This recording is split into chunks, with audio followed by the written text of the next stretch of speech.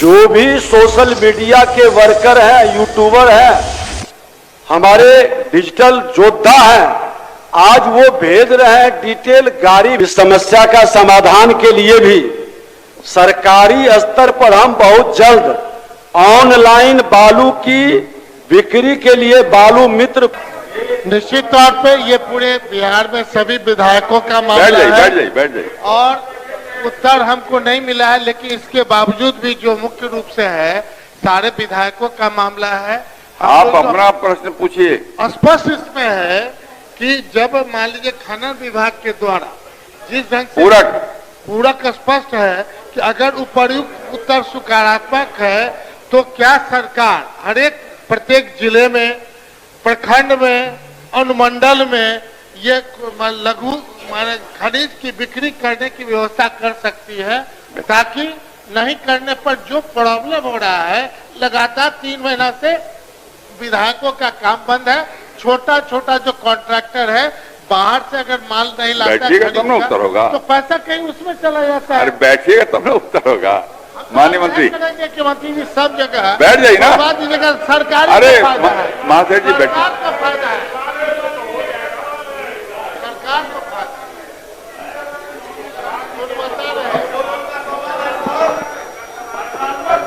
अध्यक्ष महोदय,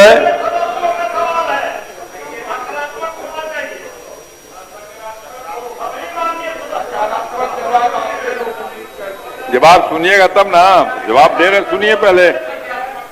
अध्यक्ष बैठिए, आप बैठिए, जवाब हो रहा है। अरे सरकार जवाब दे रही, बैठिए आप।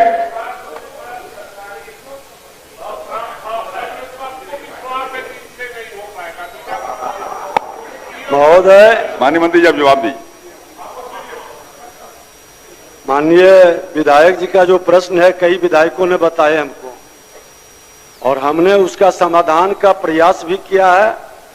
योजना विभाग को पत्र भी उसका फाइल आया था। पत्र में हमने 15 लाख तक का जो पहले की व्यवस्था थी, उस व्यवस्था के तहत सभी माननीय विधायक सांसद के कार्य में जो रॉयल्टी है, रॉयल्टी जैसे पहले जमा होता था वो जमा होगा, चालान की अनिवार्यता नहीं रहेगी। लेकिन उसके ऊपर के जो भी बड़े वर्क डिपार्टमेंट के काम हैं, उसमें लघु खनिज जो उपयोग होता है, बालू, पत्थर, मिट्टी, इसकी जांच होगी।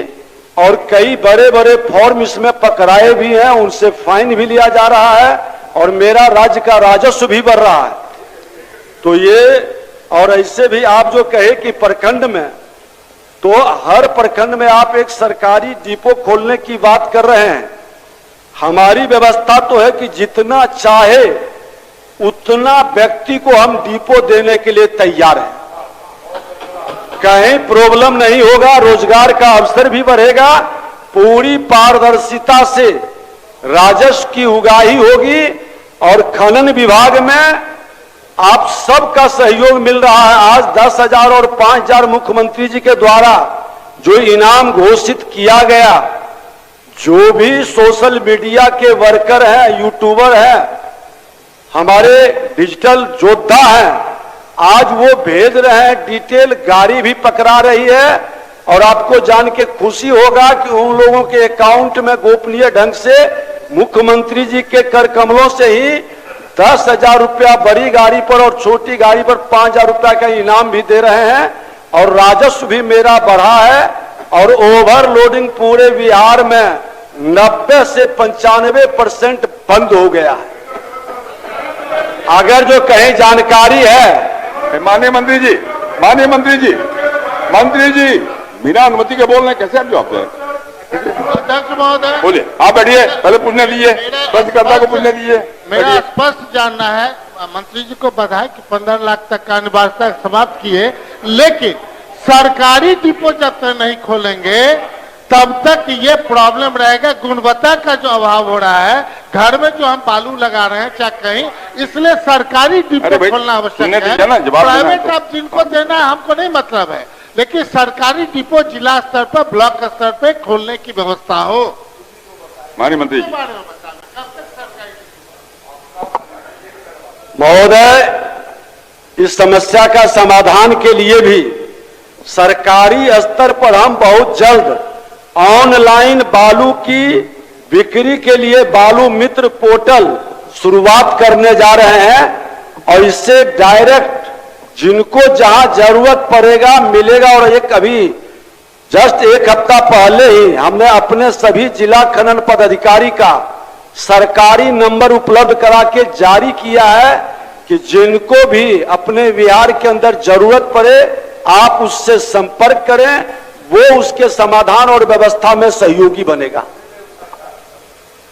कोई ऐसा रहेगा तो बता दीजिए। श्री राम सूरत कुमार जी धन्यवाद। पूछिए राम सूरत जी। जी उत्तर मिल गया है, लेकिन माननीय मंत्री जी तो बहुत ठीक लोग हैं, अच्छे लोग हैं, लेकिन मैं विभाग के अधिकारियों से कहना चाहूंगा कि मैंने जो प्रश्न पूछा है शौचालय और चापाकल के बारे में प्रश्न नहीं पूछा था। आपने बताया, पहला प्रश्न का उत्तर दिया कि 31/3/2025 के बाद राज्य शैक्षणिक आधार संरचना विकास निगम लिमिटेड द्वारा किया जाएगा। तो कब तक किया जाएगा, एक डेट बता दिया जाए। दूसरा भी हम बोल देते हैं माननीय मंत्री जी। दूसरा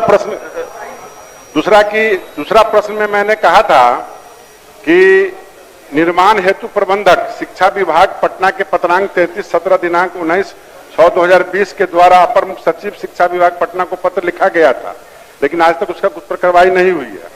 लेकिन उसमें उसका उत्तर की जगह लिखा जा रहा है कि 2 शौचालय और चापाकल चल रहा है। तो मेरा कहना है माननीय अध्यक्ष जी कि अगर मेरे विधानसभा क्षेत्र के अंतर्गत, ऐसे तो हम पूरे बिहार के बारे में भी कह सकते हैं, पूरक वही बता रहे हैं जो चापाकल और शौचालय के बारे में बोले हैं, जो शिक्षा विभाग के द्वारा के पाठक जी के टाइम में जो बनवाया गया 80% फ्लॉप है, कहीं नहीं चल रहा है।